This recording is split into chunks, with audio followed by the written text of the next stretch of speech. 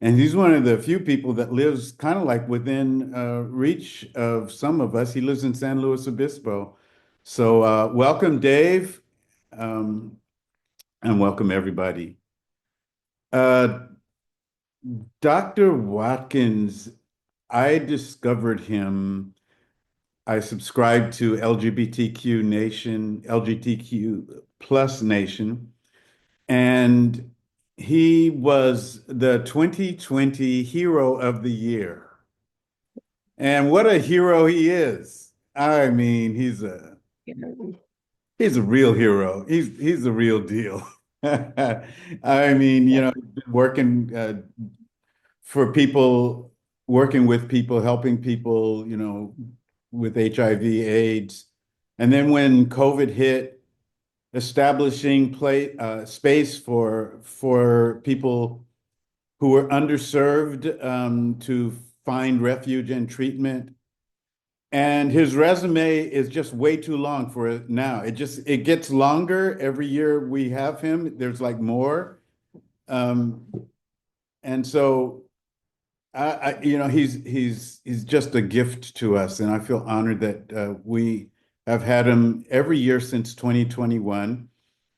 And I'm just going to turn it over to you, Dr. Watkins, and just take it away.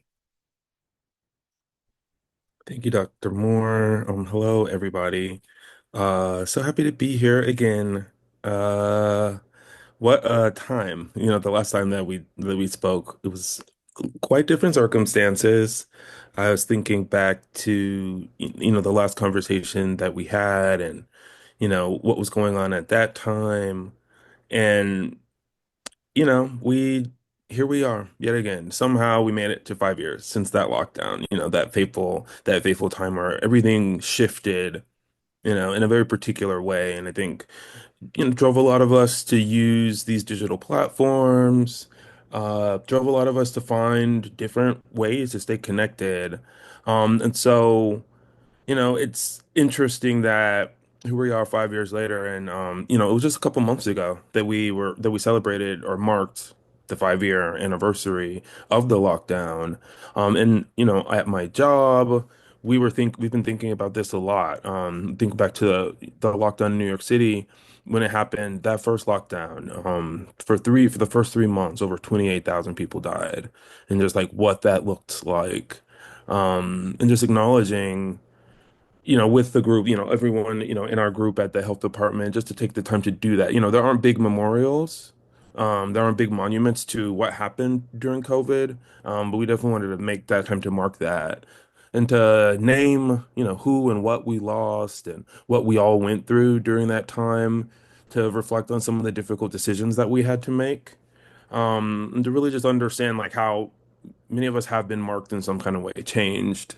But I really also wanted to bring to the group this challenge to reflect on the rest of the story, like what else was happening too at that time, to think about what it means to survive something, like what's gained through the act of survival. To think about who we met along the journey and to think about how our networks or communities have shifted or grown, flexed up, flexed out, expanded to different jurisdictions. Then also what we've learned about ourselves going through these trying times, like that when it all first started, I think a lot of us were deeply challenged, and a lot of us found ourselves in pretty unique scenarios that most folk would never have imagined. But I think a lot of us learned a lot about ourselves and, our relationship to work, our relationship to, family units and space, all of these things, we've picked up these things, or these things have changed. But also, we've gotten new skills and practices in the last 5 years. I think in the last 5 years, a lot of us, may have taken up new hobbies that have turned into something else, or many of us have gotten new interests, or some folks have maybe retired or shifted something completely, in their lives, may have moved. Um, and I think that it's is a great time to really reflect and think about that and like just the 5 years in general. And so for the talk today, what I wanted to do was to really think about something that I folk have really focused on for the last 5 years, and it was my teaching practice. I want to talk a little bit about teaching and how how I've approached teaching, but also what teaching had really done for me in my life and how it's enriched my life and my practice. And also just to acknowledge that it is graduation time. A lot of teachers are. I was around New York City this week. Some of the big universities are graduating, and just to see all the folks in their regalia walking the streets, you kind of gets nostalgic in a way, and you think about I was reflecting on my educational journey and just the ways over the last 5 years I've taken the time to develop out my own practice. But it was Teachers Appreciation Week earlier this month, May 5th through 9th. Definitely took some time to acknowledge the teachers in our lives. I come from a lot of folks in my family are teachers. My mom's a teacher. My sister-in-law is a teacher, aunts, uncles, folks are just in schools, and I really just really appreciate the teaching practice. And for me, I've always prioritized like teaching throughout my formal career. When I was a resident, in my internal medicine residency, when I was in Miami, I've just really appreciated the time on the wards. And like like you see on the TV shows, when you see all the doctors, everyone standing around, and there's like the attending physician, and then the residents, and then the interns, and then the students. I just loved that dynamic, and it was just a really exciting time, and I felt like I really like that was a moment to shine for me, and just thinking about ways to convey complex information to various learners and various different people at very different stages, um, and to hold the a captive audience. But even when I think it got even more deep and more complex when the audience also included, a primary person, included a patient, and we're at the bedside, and we'd be at the bedside with the team, and we're talking directly to the patient, and explaining things to them and actually teaching them about the reason that why they are in the hospital and what's going on, reviewing test results, reviewing what our thinking is, relaying the physical exam findings, what has changed, what does the plan look like, in this way that's open and accessible for these folks to make sure that they truly understand what's going on, but at the same time, you have this active audience, and it's a difficult thing to navigate, but I really appreciated that, like holding like an eager audience. And for me, in my reflection, I guess I've never been interested in keeping all of this information to myself, all of this knowledge. I felt a lot more interesting to pass it on to people.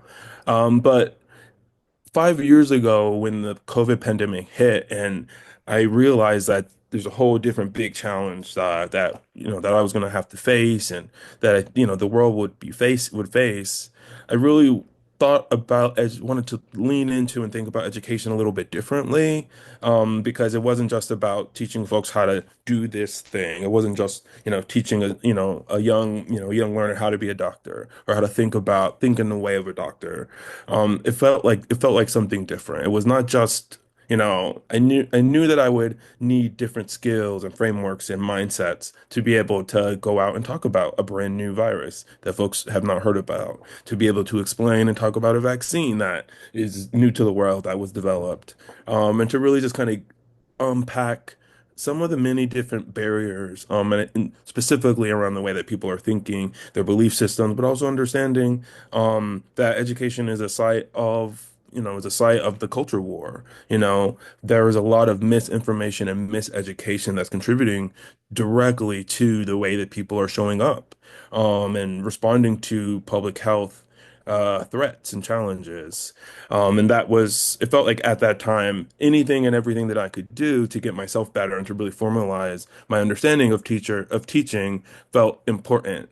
Um, so the question, I really, in doing that, I asked, a big question came up, like, what is the purpose of teaching? It can't just be that we're trying to get folks these degrees, or we're trying to get folks, to some point, so they can, like, for what? Like, where are people going? And I know it's so important that every time there is this, the culture war flexes up and things get inflamed, that it always is ignited with the books. Like, that's the initial thing to light those fires. And I think there is this like higher kind of sacred purpose to education and teaching. Um, and I found a few. a few foundational texts that I just talk a little bit about that kind of offer how I came to think about teaching. Then I'll just share some of my observations from being in classrooms and being in various different places over the last few years. So the first book that really shone for me and highly recommend was actually the book Wretched of the Earth by Frantz Fanon. That really laid out the pathology of the miseducation and really was at the root of what we're seeing, in the United States, what we're seeing playing out in occupied Palestine, but what we've seen in all of these global struggles, really unpacking and diagnosing, the colonial mind and what that looks like, but even offering a way out for folks who, we all, we're as as Dr. Moore said, like we're in this empire, we're socialized and really acculturated to kind of function within it. So we're all kind of like within it. And Wretched of the Earth offered a framing of what has happened to us, what's been done to us, and how we can think about it and what is required for us to kind of move beyond it. The second book is it's called Pedagogy of the Oppressed by the Brazilian educator Paulo Freire.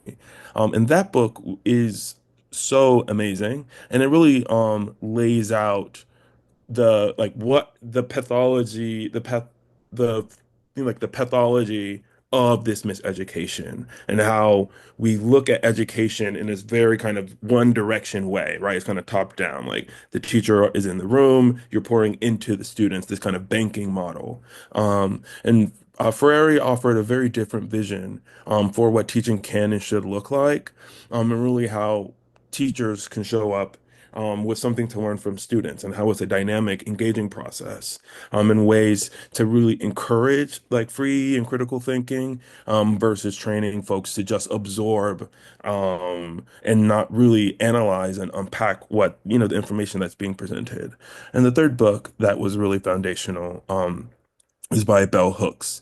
It's part of a series of three books on education that she wrote, and it's called Teaching to Transgress. And that book is where Hooks really builds on Ferrari's work, um, and looked and really spoke about and what really rang really true for me was education as a practice of freedom. I knew that what I really need to do and what part of the work the challenge that we were facing at during the early COVID pandemic and these larger, bigger social issues that we're all really struggling around and people have been for many, many, generations have been struggling against and trying to resist. Um, it felt like part of the practice, part of what I needed to understand and kind of integrate into my practice. And I must say, it's been, first and foremost, it's just been such an enriching, experience over the last few years. Over the last 5 years, I found myself in various different spaces, in more kind of formal spaces, lecturing med students and med schools, across like the New York state. New York City, but in other places as well. Meeting, working with community and faith-based groups, to bring an educational component, but to also do all of these other things that I have to do for my job, with my New York City Department of Health hat, but also all of this work that I'm doing and cultivating outside of this official capacity. It all felt really aligned. And so so as I was thinking about in my reflections, I'm thinking about what are the big lessons that I got from teaching, being a teacher in this way. And one of the first things that I learned is that to be a good teacher, you have to be a good learner. It kind of goes without saying, but you also have to really think about what the learner experience throughout all aspects of, teaching when you're developing, lesson plans. And I know we probably have some teachers on the call on the Zoom today. If you are a teacher, you can raise your hand or put a heart in the chat. Just want to shout you all out too. But it's really about understanding how people experience the learning that you're giving to them and that you can't just pour into them, right?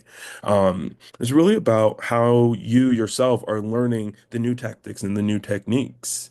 Maria, did you have a question or have a comment? Or are you a teacher?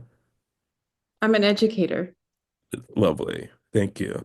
Mhm. Thank you for your service.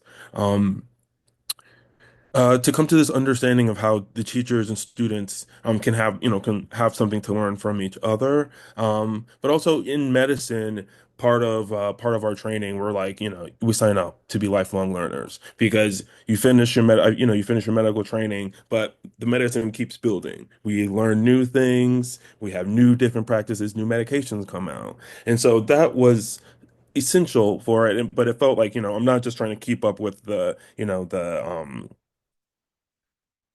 continuing medical education credits. I'm actually trying to like kind of stay abreast on like the language, stay abreast on all of these other factors that were, all of these new dynamics and things that were changing. Because remember, back in 2020, shortly after the lockdown, that's when we had the uprising of 2020, and we saw all the massive protest movement. We saw this great surge in the discourse around race and society, race in the American society, and a deeper investigation and really opening up, I would say, of these conversations. And there was a lot to absorb. And so when I think about this learning mindset, a very helpful framing is the framework of capacity building. And capacity building is something that it was kind of I came to it through my work. But the framework is something that we think we do all the time, but we may not necessarily talk about it explicitly. And so capacity building is defined as the process of developing and strengthening skills, instincts, abilities, and processes and resources of organizations, communities, individuals, um, to strengthen their skills and instincts and abilities.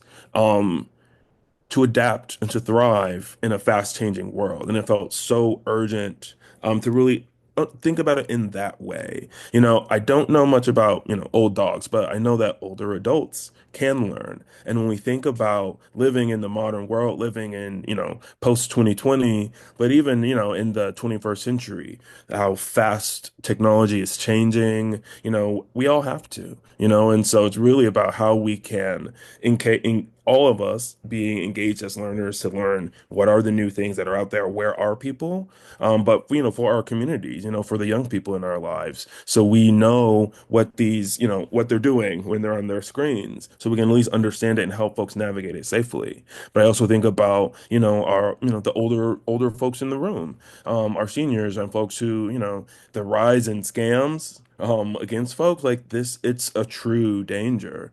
And there aren't these real formal ways for us to get this education, for folks to know how AI is getting so much better, for folks to know what the images that they're seeing, that you may not be able to trust it, even how to navigate social media. People, they have all these newsroom sets and people spreading misinformation. It looks like news, it sounds like news, but we also we have to help people realize and recognize when it's not the news and when it's fake news. But like that's where we are in this rapidly changing world. And so this lesson about being a learner and really thinking about capacity, how can we build our capacity? Sometimes it may take a little time and it can take some effort, but one of the things that I really learned is just like that, like how do we just help folks and identify the things that folks could use some help if we find ourselves struggling with it? Imagine how other folks in our network and in our community may be struggling. The next lesson that I wanted to talk about and share came from a lot of the spaces that I've been in like public health spaces, and folks in medical training. People are talking about some of the very real and difficult challenges, the problems that folks are facing, from budgets being cut. In our breakout room, we were talking a bit earlier, and the question was asked about the federal cuts that are coming from RFK Jr. And cuts to funding from Health and Human Services, cuts in funding to the NIH and to the CDC. In our agency in New York City, $100 million was initially cut by the federal government. That money was kind of stayed, and now it's kind of in the courts, and so the work is still continuing, and people still have their jobs.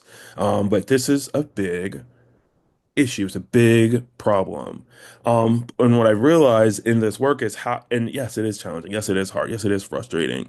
But really, the work is how do we discern the difference between problems? Because some problems are just problems. And I know everyone knows about just the problems that are problems, like getting old, having a bad back, all the things, bills, the loans, having to go pick up this and that, missing your schedule, etc. Those are some problems, just problems, some things that we got to deal with.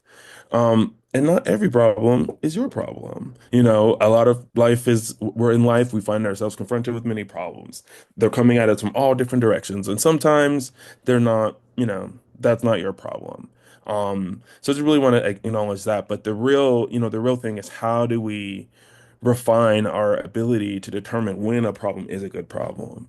And when we think about how they can present in many different ways, I think folks know what I'm talking about. I'm talking about those good problems, the ones you have to sink your teeth into, the ones you gotta like fight for, you gotta push through, the ones at the other side of this thing, there's gotta be something there, and you feel it or you see it, and you're gonna like push through. And often, really have to be able to identify those so we know, okay. Maybe we have to dig in. Maybe we have to, dig our heels in a little bit more and get ready for the long game if we know it's worth it in the end. And we think about, they may be kind of relational things, just like we can get through this, or we'll get better or stronger on the other side of this. Work relation or what have you, or even just like a good problem to solve. Like, am I going to let this, let what the federal government is doing knock me down and I'm just going to turn my head and walk away? Or is it just a time to really work with the team and figure out how do we navigate around this? How do we go under this? How do we go over it? What does that look like? How do we resist this and do what we need to do? Those good problems, they are generally, I found that they're usually uncomfortable in some way, and but that's a byproduct of growth. So it's really getting comfortable with being uncomfortable, and being able to recognize and kind of ask those questions to yourself, like, do I really care about this? Like, is this moving or serving a greater mission? Is it solving something that I find interesting myself? It may not be any super high on the grand scheme of things, but is it something that feels like a good use of your time and your skills and your talents? Um, and when you find yourself at an impasse and you feel like you want to kind of give up, but it's a good problem. It's really a time to ask yourself, especially nowadays, ask yourself, have you exhausted every tool in your toolkit? And then have you looked for the other tools in other people's toolkits? Those are the sorts of things that when we're thinking about good problems, to really identify this now as we're seeing various different problems that are presenting themselves to us and to find the ways that we can use our tools and our talents to address whatever this is, may be it a big, large issue or smaller issue. And again, talking to students, in public health spaces, in medical spaces, I find myself really having to think and talk about that and helping folks understand, like, it isn't supposed to be all peaches and cream on this side once you finish your degree. It's not all going to work the way you would hope it's supposed to work. But how do we use whatever skills and tools and resources that we have to, get over it? Is this an endurance issue? How do we look at this as, the mountain that we have to climb? Everest is climbed just the same way we climb every other mountain, one step at a time, right? Or is it the sort of thing where it's a difficult situation, or it's a difficult person, or it feels like an obstacle that requires many different techniques. Like, is it your dragon to slay? I think, when we think about the most popular movies in the country, we love the hero narratives. We love, Star Wars, and we love all of these stories where people are fighting against this big threat, the Lord of the Rings. Someone's trying on this quest, and how do we find a quest for, how do we find our quest? How do we find the thing that we want to take our time and just really hone in on?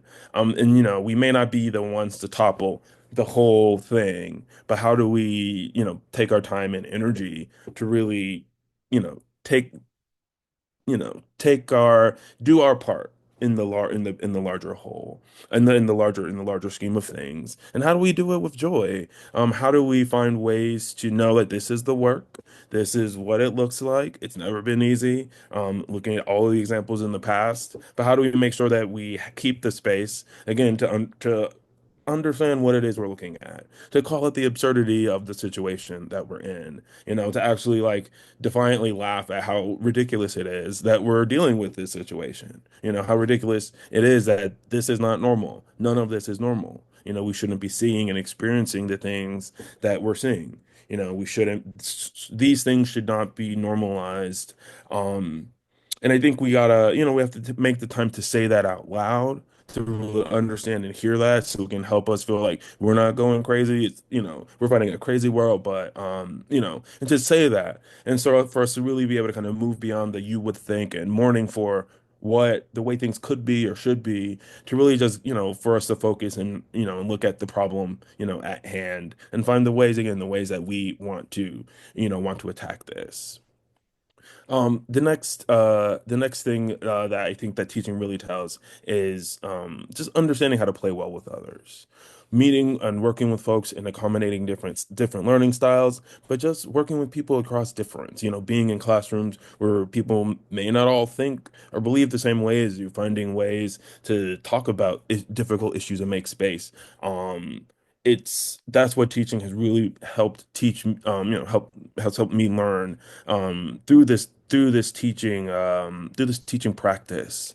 I'm thinking of how we can help people grow and become their best selves, how we can help folks, bloom and blossom, and for folks, for educators in the space. I don't have any kids, but I can imagine it can feel that fulfilling, to work with someone and kind of see where they were and kind of work with them and do everything that you can, try and fail, and to bring the right resources to see someone kind of at the end of this journey, to see that growth.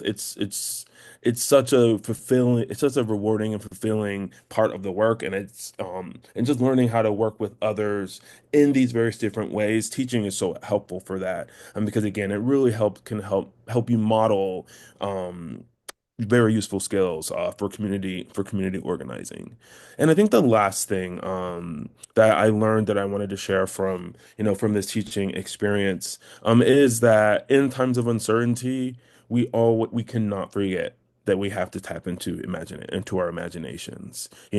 Being in the teaching spaces, what has felt so revolutionary for me is to be in these spaces where people are there actively to learn, where people are tuned in, their eyes and hearts are open, and they want to learn something new. We often are consuming things passively. We have a lot of images and things that have come across our face, but to be in the educational space, or to make a space educational, it kind of evokes or invokes a really different type of energy. And I find it so powerful, especially for now, the power of imagination, for us to really imagine and think of different possibilities, or to really be able to look at a situation and to approach it and develop a plan, and say, we're going to have this plan and follow it through. Like, these are all amazing resource again skills for the type of organizing the work that we need to do.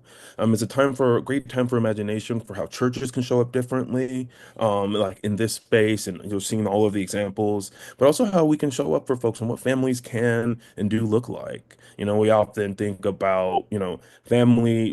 There's this conversation about, the issues that we're having in the country and the breakdown of the American family. And I think it really is misguided and misplaced. Is putting it on these individual family units and these hardworking, mothers and fathers and parents, and grandparents, these communities that are really trying, doing what they can and have these different organizations. And it really takes our mind off of what has really happened, which I think is like the undermining of our civic life, of our community life. Like, we don't have spaces like this. A lot of people do not have access to spaces like this. And I can just imagine how hopeless it can be when people don't have an outlet like this, when people don't have a community, when people don't know the name of another person of another race or background. And just imagine, how difficult it is. And now is the time for us to really imagine new formulations of what that can look like, and to tap into all of the things that we were tapping into during COVID, and even, for past struggle. I think about the past struggle a lot as we look at what's happening on social media. Right now, when we look at the political repression and a lot of folks who, who may be undocumented, or even folks who are naturalized citizens, or just folks who are just black or brown, and someone wants to think looks like they don't belong here, and the danger of social media. And like, yes, there are amazing things that we can do using these platforms. But we also understand the concept of capture, their political capture, and how, Twitter was helpful in the Arab Spring, but now we see it's been captured, and now it's X, and it's doing this other thing. We're kind of seeing the shift for, in Meta, and how things are shifting in this way. And there may come a time where we may have to, a lot of folks aren't on these platforms, and we may have to really kind of divest and kind of get off of these platforms and really think about how things were before. A lot of folks may be difficult for folks, my generation, or and definitely younger, to even imagine a world without social media. But a lot of folks, on the call can definitely remember, hey, we got things done. We were able to get where we needed to go without the GPS. We figured out ways, and I think it may be a great time for that. So there's something that, we can all add and bring to the conversation. I think this imagination bit is so important. And I think that as we're, as I get ready to close, I'm thinking, when I think about this concept of, we reap what we sow, um, I titled the talk, that way, because I was really thinking about, the seasonality of our lives, and these times that we're living, the times that we're living in now. And there are times to, to sow, and there are times to harvest. And the intentionality and what we're doing and where we put our time and energy, time goes fast. The last 5 years went fast.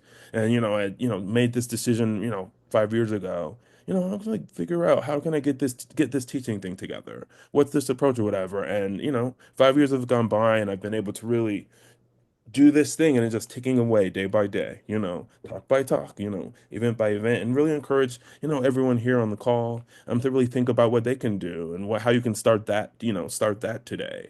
Um, and so I think before I close, I just wanted to share, I just wanted to read a little bit of a quote from Howard Zinn, from a piece called The Optimism of Uncertainty. It feels I really appreciate it, and I hope that you will too. I would love to open up the chat and talk to folks. So this is Howard Zinn from The Optimism of Uncertainty. We need hope. An optimist isn't necessarily a blithe, slightly sappy whistler in the dark of our time. To be hopeful in bad times is not just foolishly romantic.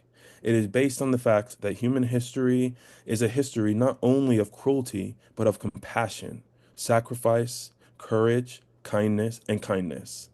What we choose to emphasize in this complex history will determine our lives. If we see only the worst, it destroys our capacity to do something. If we remember those times and places, and there are so many, where people have behaved magnificently, this gives us the energy to act, and at least the possibility of sending the spinning top of a world in a different direction. And if we do act, in however small a way, we don't have to wait for some grand utopian future. The future is an infinite succession of presents. And to live now as we think human beings should live, in defiance of all that is bad around us, is itself a marvelous victory. Thank you.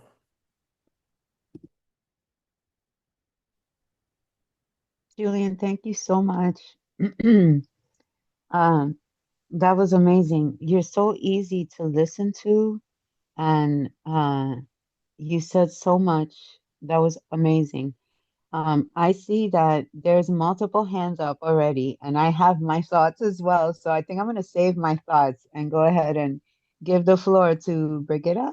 Okay, wait, that's before that. Let me just say, so to kind of frame everything, I love that Dr. Watkins is taking care of himself. When we settled on the date, May 18th, today, it was because last week was Mother's Day, and next weekend he has tickets to Beyonce. And so, he's looking out for Julian Watkins. Yeah? All right, Brigitta. As well, he should be. Yeah. All right, Brigitta. Morning. Yeah, Jacob had his hand up before me. Oh, good eye. Okay. I'm calling in order on my screen. So thank you for that. And Jacob, Hi, morning.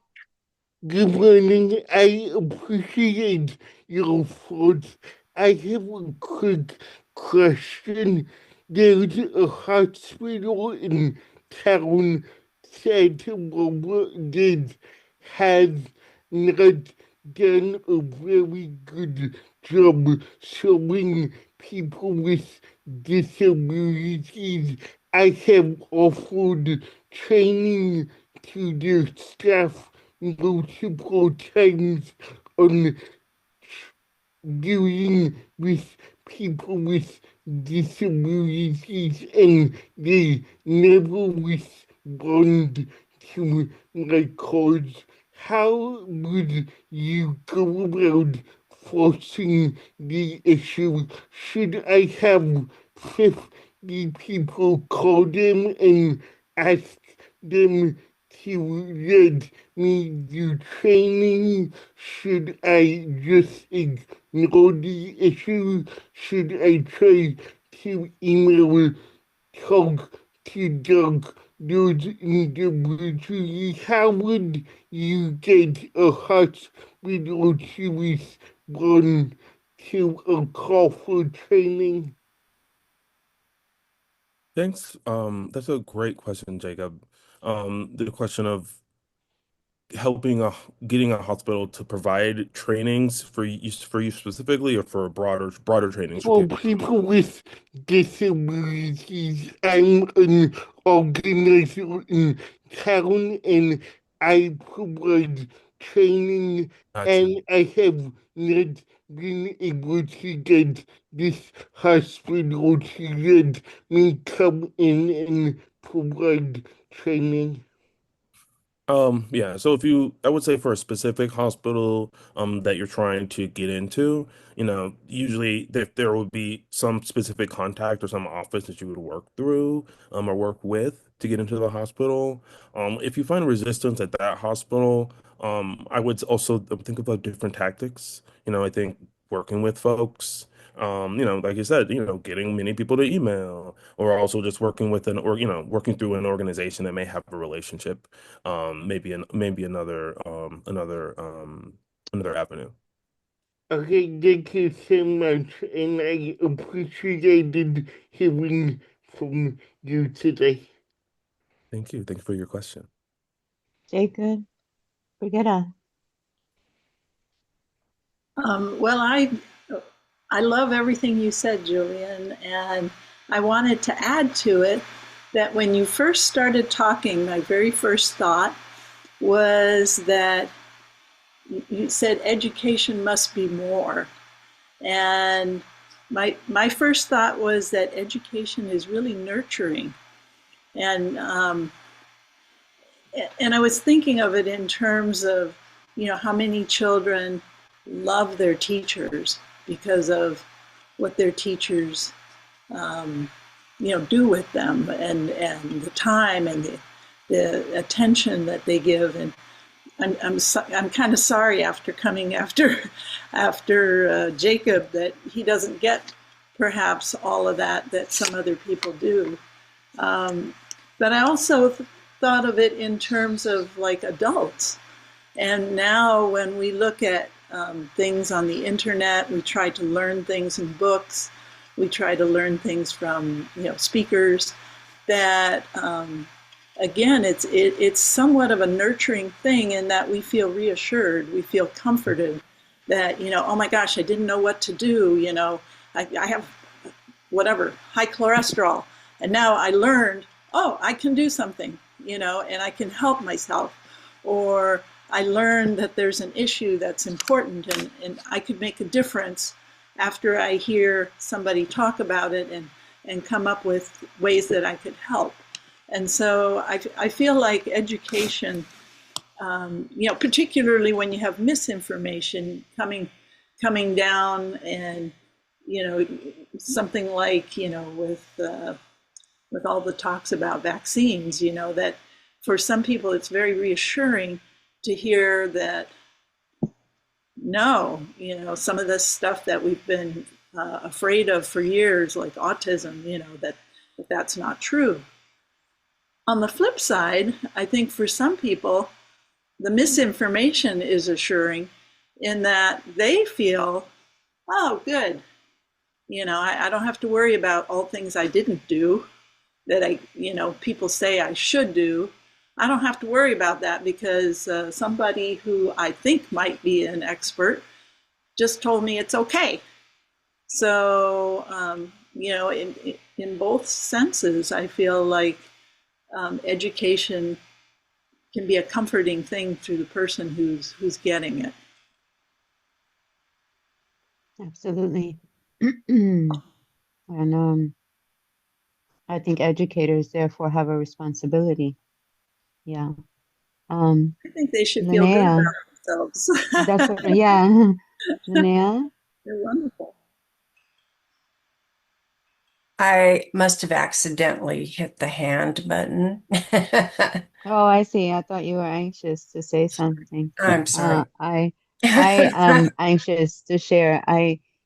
Julian, I loved everything you shared, and I thought I wanted, first of all, during COVID, um, you were talking about new ways to connect, and I have to say, COVID changed my life. COVID precipitated incredible changes. That started with kind of some of these, like you were talking about problems. So we were presented, you know, I'm a personal trainer. So I consider myself a teacher. I teach exercise, okay? And so um you know, when COVID happened, it took the ability from took away the ability for me to do my job, just like it did for so many people. And then it put me in this place where, okay, how am I going to survive? How am I going to do my job? How are my clients going to continue to stay fit? Have they, you know, they were all baking cookies. That's all everybody wanted to do was cook, you know? So, you know, Zoom was introduced, and I had to use kind of my imagination to figure out how do I teach exercise without being there with my clients. 5 years later, I'm still doing the same thing. I'm now like self-employed doing this. My clients are still the same clients that I had when I lived on the East Coast. The only reason I'm on the West Coast, as a matter of fact, let's go back. The only reason I'm here with this beloved community is because of COVID. I would never have even met anybody here if COVID had not happened. Okay. The guy that I'm engaged to, I met from California, you know, online through Zoom. So it's like, you know, if COVID had not happened, I would not be here today. And so that's the first thing. The other thing is you said lesson number one, good teachers are good learners. And can I tell you, every teacher that I've ever had as a client are excellent students. When I tell you, teachers listen, you know what I'm saying? They learn, they listen, and you know, it's amazing to me. I love working with teachers. Uh, you know, and you talked about comfortable being uncomfortable. You know, it's an invitation to change. You know, and I say that all the time. If you're comfortable when you're exercising, then we're not exercising, okay? This is like there's a you know, I learned this also from Pastor Moore. The word discipline, it means, you know, a disciple, a willingness to learn from somebody else, you know. Just so grateful. I'm so grateful for everything that you shared and just for being here. This was awesome. And I invite anyone else. Does anyone else have any questions and I invite you to respond to, oh, there's Scott. Morning, Scott. Yeah, hi. And Julian, a terrific presentation. I taught a course at a university called Schools and Society. It was about 20 years ago. And there were two main themes the way I had to teach it. Of course, today I would teach it radically different. But one was the theme of looking at the history of schooling how we prepare people to be a part of society.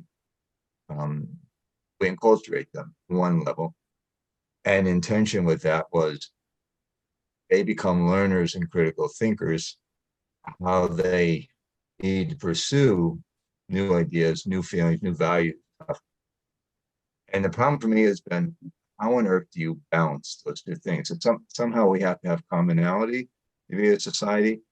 And on the other hand, we have to have certain values that obviously now we're experiencing this war together in a sense. And of course, you're with the crowd of very people.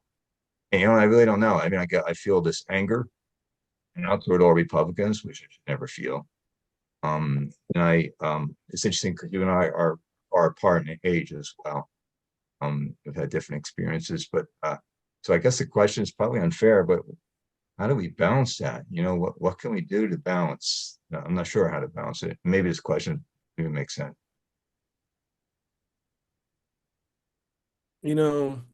Thanks for sharing that. I'll say this. I'd say I don't know if we'll ever get like a balance, but balance is not like a steady state. I'm thinking about this seesaw, right? And it's just like some days are this way, some days are this way.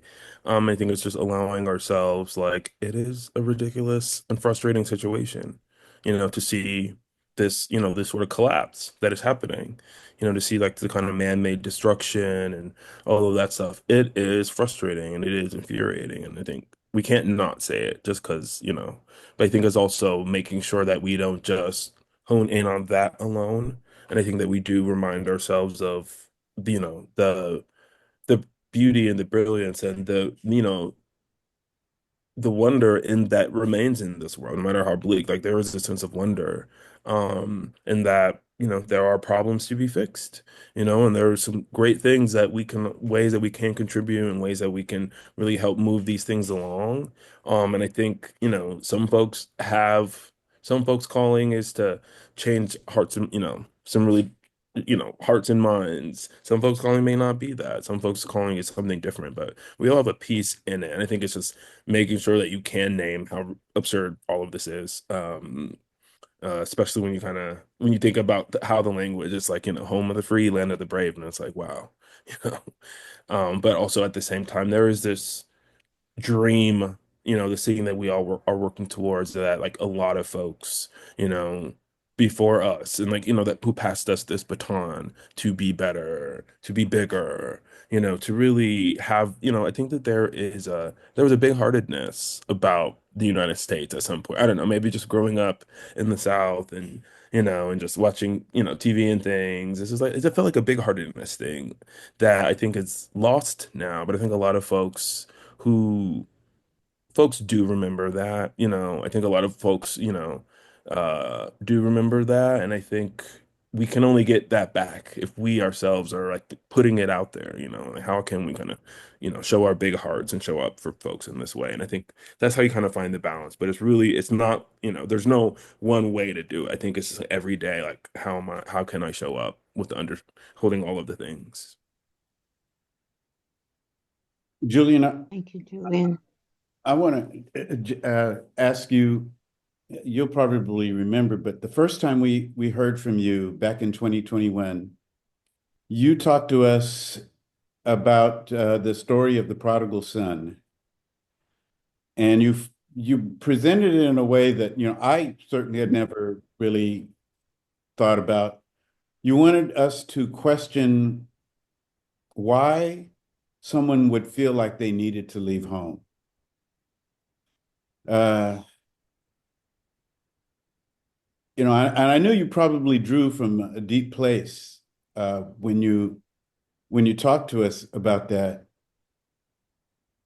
And I wonder if you can apply that to what you have shared with us today. Yeah, I mean, I think there is the book Teaching to Transgress. There's something in the act of transgression. And I think a lot of us are transgressing something in our lives. I think that we inherit a lot of things, a lot of problems, grudges, and things from folks long dead. I think histories and other things are put on us. I think the expectations, hopes, and dreams and other things are also kind of put on us. And I think a challenge from all of us, is to really transgress whatever the expectations or whatever we've been told, but to transgress that and kind of move into something that feels more like authentic, more real, more human, not just these ideas, a ball of potential, like to become something, someone. And I think education is a helpful way to help people do that. Education is the avenue for people to get these different views and understandings of the world and to help see and understand themselves differently. And I think, education as a practice of freedom, you know, for everyone. I think a lot of folks who are in unsafe situations, at home or in unsafe situations, find themselves in just like unsafe, places, like maybe the city is not for you, you know what I'm saying?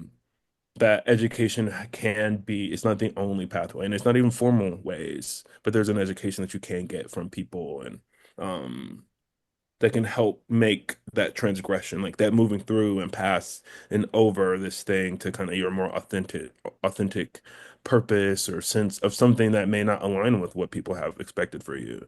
I think I think that's how I'd respond to that. In that story that Jesus tells, I think commonly we hold it culturally, uh, and that doesn't mean that it's only supposed to be interpreted this way, but culturally, we valorize the father and we criticize the son, the wasteful son who leaves home. But I think maybe you were trying to get us to balance things, to equalize. Like, I mean, everybody has something at stake, and maybe everybody has contributed to the the estrangement. Maybe the estrangement is mutual. Yeah, I mean, I would say, yeah. I mean, I think a lot of folks are estranged to themselves, right? So how can you actually really kind of like have this connection to this other person, Um, there's a lot of we have there's a number has been done to us. When we think about living in the United States and the way that culture is is a very kind of patriarchal framing, right? Like the dad's right, he's a power figure, etc. And like what about who else in this situation? Like what is going on? Where was his mom? Like, was his mom okay? You know what I'm saying? Like, well, where's that scenario? Um, but like we have, beyond that story, but like we have experienced the things, we think about like the severance of, our mind and our bodies. The severance between like people, I remember being in school and like people are not animals. Animals are this, people are this, and we're disconnected from each other. We're disconnected from all of our families. We're disconnected. And I think it's really about ways to build those connections back. A lot of folks don't have the tools to deal with this, and I think a lot of folks probably grew up in a situation where like, like my way or the highway or like because I said so sort of things, and it's like, but that's how people it may be in good faith. They may think that this hurts me more than it hurts you. It's like some people, that's what people are dealing with and trying to get out of. And so, yeah, I mean, you also have to hold that a number has been done to a lot of us. And a lot of us don't have those tools. Wow, that felt like a moment of prayer. Well, we're uh, we're running out of time, and so can we all take this moment to say thank you to our guest speaker and to Julia too. But Thanks for having me. Um, really appreciate it. I mean, now was the time to really like keep the faith, shuffle the cards, dig deep, find the ways to connect, fight for that community connection, build it, find ways, places to channel this energy. That nervous energy got to go somewhere. So try to put it in something that feels productive, and it don't got to be everything. We don't got to be Martin Luther King out here, right? We got we got some things that we can do every day that are, I feel like we had like, but I mean, I wasn't around back then, but they had the freedom gardens and they had people were doing all of this. Like, how are we like, people are hungry. How are we, people need things, people need support and voices, to elevate these causes. So just really encourage folks like don't feel like you have to do it alone. We're much bigger and more powerful than they would lead us to believe. And yeah, so yeah, and as you said earlier, you recognize that not everybody has a community like this, and community can be delicate. So I want to encourage everybody to do whatever we can to make sure that we're paying attention to one another and looking out for one another.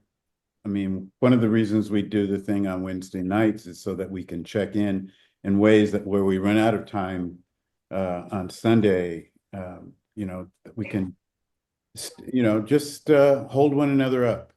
But thank you again, Dr. Watkins. We're going to have our closing communion, and Kenichi's going to help us with this.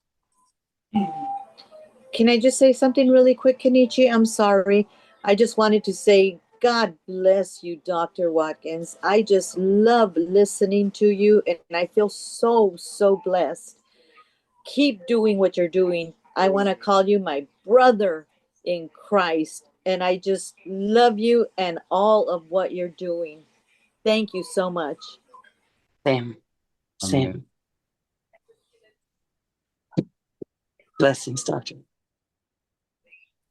Thank you, Dr. Watkins, for your pouring out into our lives. And you always bring, for me, edification, hope, and inspiration. And so thank you. We love having you here. And we look forward to having you again in the future. As we come to the Lord's table, this thought came to my mind as an example for me of teachers who are really pouring out into the lives, globally, and passing the baton, if you will, as Julian was saying, to us, to the global humanity. And these are the journalists in Gaza and other places that are really putting their lives on the line, and many have died, as we know. And one of them recently, as he was in the hospital, and a drone came right into his bedroom where he was and blew him up by the Israeli regime, the Zionists. And so I couldn't help but to think of them. And may we, as we take the Lord's Supper, embrace what we heard today, the grace, and may we, each one of us, our batons are going to be different. As Julian had really specified, each one of us have our own batons, our own spaces to be faithful. And so may we, as we take of the Lord's broken body, and as we partake of his shed blood, take that baton today and run the race that is before us. Okay, so let's do that now. This is the body of our Lord Jesus broken for us. Let's take and partake.